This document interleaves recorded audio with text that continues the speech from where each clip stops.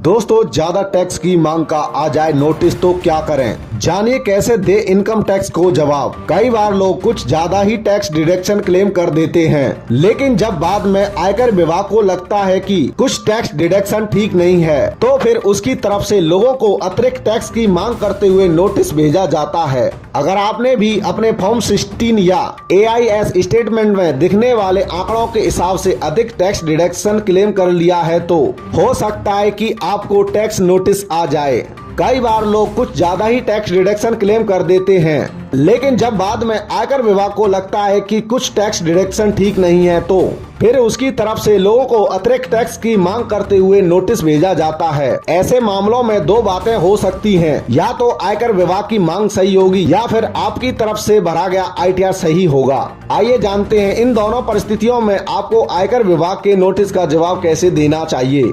एक बार जब ITR verify हो जाता है, तो उसके बाद आयकर विभाग की तरफ से उसकी प्रोसेसिंग शुरू होती है। इसके तहत सेंट्रल प्रोसेसिंग यूनिट अपनी प्राथमिक जांच में ITR को अपने खुद के रिकॉर्ड से form 16, form 20AS, AIS, TIS आदि का इस्तेमाल करते हुए वैलिडेट करता है।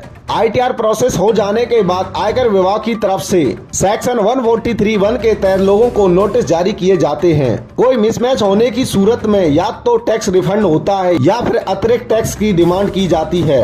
आपके पास आयकर विभाग की तरफ से कई वजहों से नोटिस आ सकता है। हो सकता है कि आपने ITR भरते वक्त कोई गलती कर दी हो। इसकी वजह से आपकी तरफ से टैक्स कैलकुलेशन में कोई गलती हुई हो सकती है।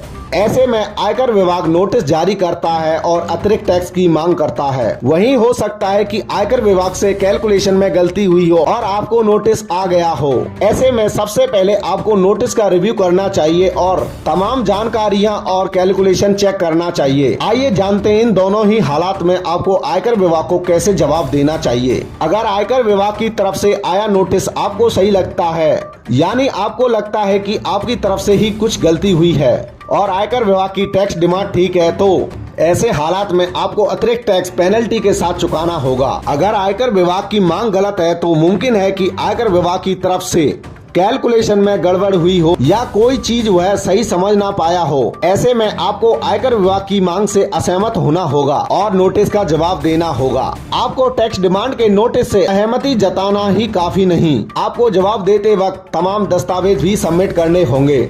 आप सेक्शन 154(1) के तहत ITR की रीप्रोसेसिंग या एप्लीकेशन रेक्टिफिकेशन का आवेदन कर सकते हैं। आप टैक्स नोटिस का जवाब देते वक्त फुल या इन पार्ट का विकल्प चुन सकते हैं। फुल का मतलब है कि आप आयकर विभाग के असेसमेंट से पूरी तरह से असहमत हैं, जबकि इन पार्ट विकल्प चुनने का मतलब हुआ कि आप आयकर विभाग के असेसमेंट के कुछ हिस्सों से ही असहमत हैं। टैक्स नोटिस के जरिए आयकर विभाग एक तरह का मौका देता है, जिसके तहत यूजर्स किसी भी तरह के मिसमैच को एक्सप्लेन कर सके।